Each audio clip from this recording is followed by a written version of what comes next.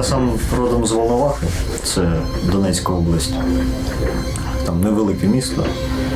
Ну і коли почалась революція в Україні в 2014 році, я поїхав спочатку на Майдан, там був якийсь час. Ну, потім повернувся і почалась у нас все це движення з ДНР, ну там ці республіки сепаратистські. І ми почали організовуватись там з хлопцями в Волновасі і якось там займатися такою підпільною боротьбою. Ну, а потім через деякий час зайшла українська армія в місто. Ну і я не міг далі сидіти, сложа руки, і пішов до, ну, як волонтером поїхав туди. І так вийшло, що мені до рук потрапила зброя, ну і прийшлось трохи повоювати.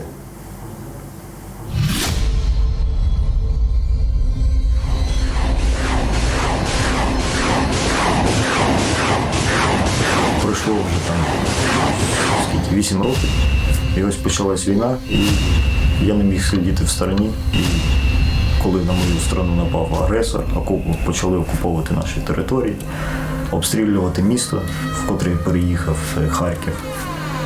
І я пішов до тероборони. Там видали зброю, потрапив до штабу, і в штабі вже займався, там, допомагав організовувати оборону міста Харків. Ну і 1 числа отримав поранення в Волгоградській адміністрації, прилетіли ракети, отримав осколкове поранення в голову, ну і там травма грудної клітини, і був евакуйований. Спочатку там нас до шпиталю відвезли, потім зі шпиталю вже поїхав на Дніпро, потім з Дніпра нас евакуювали на Вінницю, а з Вінниці там вже до військового санаторію в Вінницьку область. Ну і ось виписався і приїхав до Львова збирати друзів і їхати знов на Харків.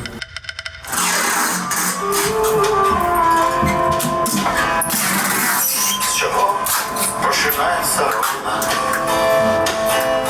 Сокири в горбатій спині. Нормально, що ти говориш? З базарних заношених треніків.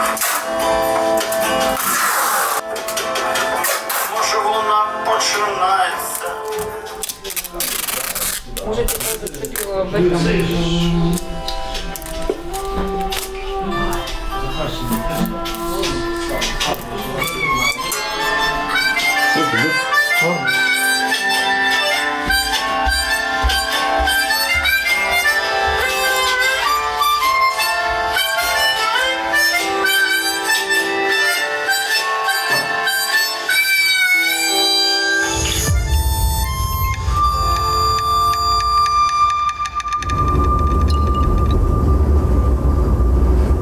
Коли я лежав у шпиталі, вони писали до мене і питали, як нам бути, як нам добиратися і так далі.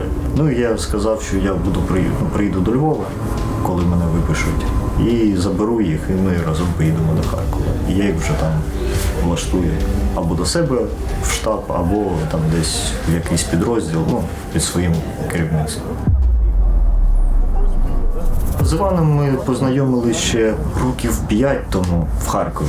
У нас був спільний знайомий, і ми пішли на концерт в Харкові. І ось він покликав Івана, і ми разом з ним там познайомилися. Ну і після цього якось так підтримували зв'язки і спілкувалися, там, зустрічались там десь в пабі в якомусь, або там просто в місті десь зустрінемось, там, о, привіт. Ну а так, щоб тісно ми так не спілкувалися.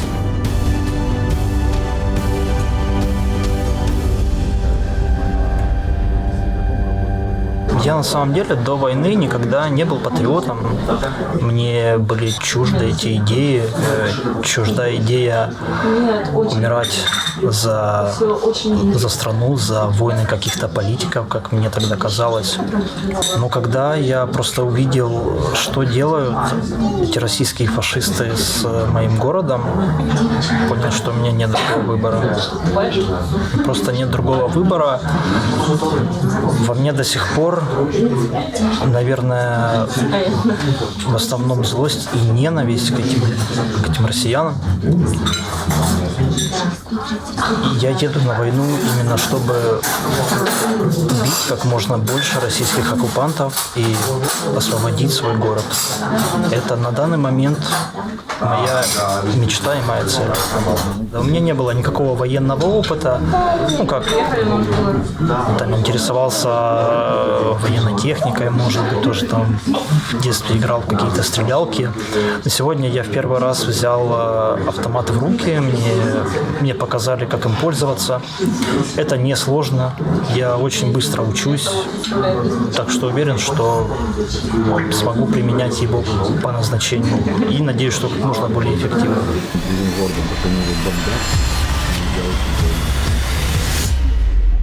Первые дни войны я еще не понимал, что мне делать. Если честно, первый и второй день я вообще, в принципе, как женщина, я расплакался, потому что это было очень больно, я вообще не понимал, что мне делать. И день за днем я уже начинал понимать, что я могу помогать оттуда. Потом я понял, что ребятам нужна амуниция, мы начали заниматься этими вопросами. Но потом я понял, что Польша принимает беженцев, что вся Европа принимает беженцев, что очень много волонтеров, что все будут помогать этим, а я как мужчина, который готов и может взять автомат, и я могу это сделать, я это чувствую. Военного опыта у меня нет, но все детство я как мальчик прострелял с автомата, с пистолета. У меня было очень много опасных работ, я жил в Аргентине какое-то время, и там очень опасная жизнь, я там видел очень много всяких неприятных вещей, включая трупы, включая мне угрожали пистолетом, мне это ничего не страшно, я к этому готов, и я очень быстро всему обучаюсь, я крепкий, я выносливый, я думаю, что я буду там очень полезен. Раньше у меня про украинцев было совсем другое мнение. Украинцы на самом деле были очень разобщены и действовали по принципу «моя хата с краю, никого не знаю». А после начала войны я понял, что многие люди, даже которых я не любил, которые были очень плохими, которые совершали кучу плохих поступков сейчас, либо в территориальной обороне, либо в ЗСУ, либо волонтерят, и все друг другу помогают, все отзывчивые, все вместе. И меня очень сильно радует то, что я находил очень много украинцев, которые, в принципе, и мыслят так же, как я. И когда нахожу вот эти вот связи друг с другом, мне это очень нравится, и меня это мотивирует очень, меня это воодушевляет очень. За это я горжусь тем, что я украинец, и тем, что, конечно, нас связала война, это очень плохо, но я надеюсь, что так и дальше будет, и после войны, что это останется с нами.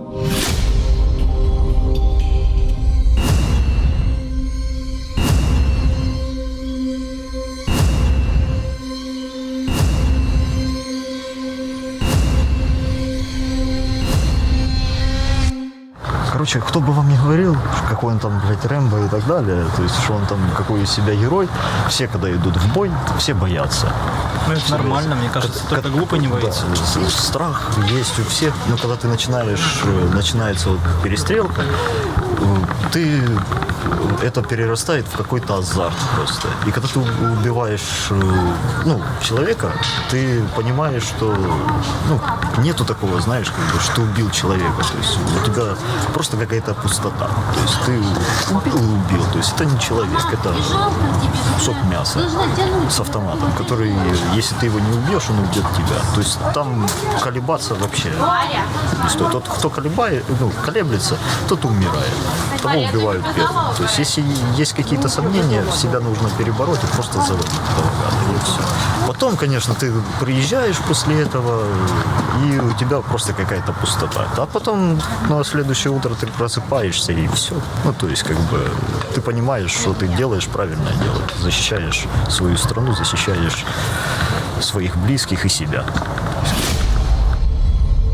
Післязавтра ми будемо їхати до Харкова. Ну, ми поїдемо до Полтави. В Полтаві там в мене знайома.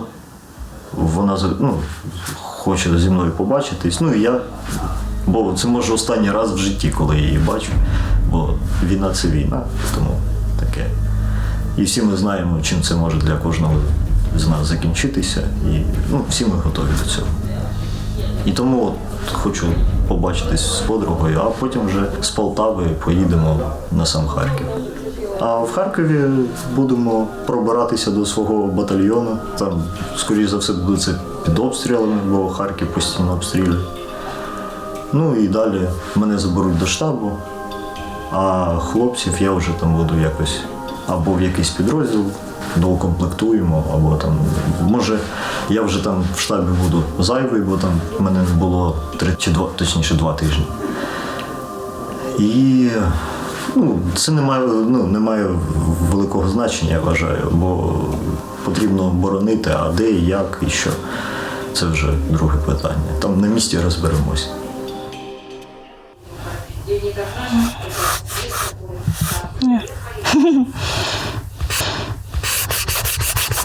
Я все испортила.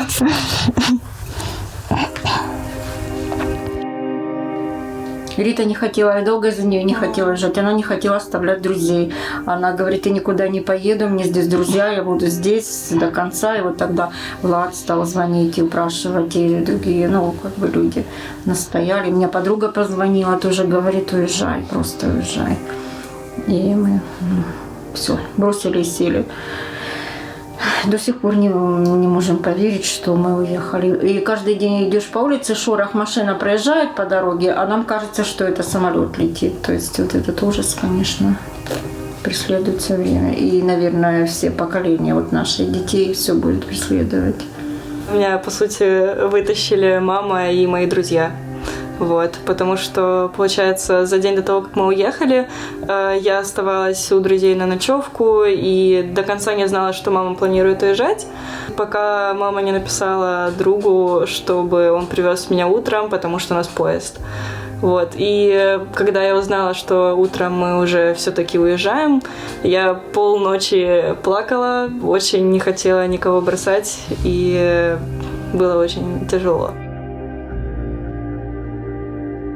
Каждый день обзваниваешь всех друзей, и ты жив, каждое утро на телефоне, на созвоне. Понимаешь, уже половина уехала людей, и утром рано, когда комендантский час заканчивается, мы на вокзале живем, мы видим брошенные машины, люди приезжают, бросают все машины свои, и на вокзал с вещами убегают. Поток людей с утра до ночи, до комендантского часа.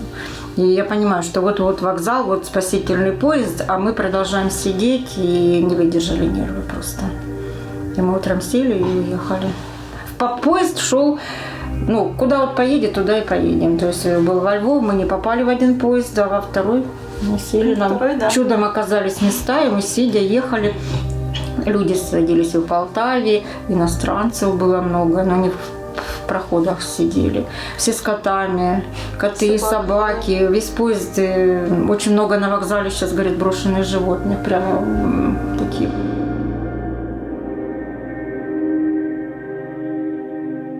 В этой войне один плюс, и я позвонила подруге, и говорю вчера, ты знаешь, такого была всегда Восток и Запад Украина, и так все хотели, и нам говорили, давайте уберем язык, давайте одна мова, а теперь объединилась страна вне зависимости от мовы, то есть есть Украина просто, и все, наша Родина.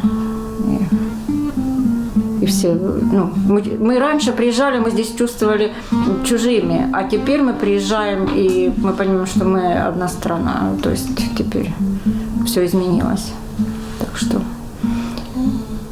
Так что будет Украина.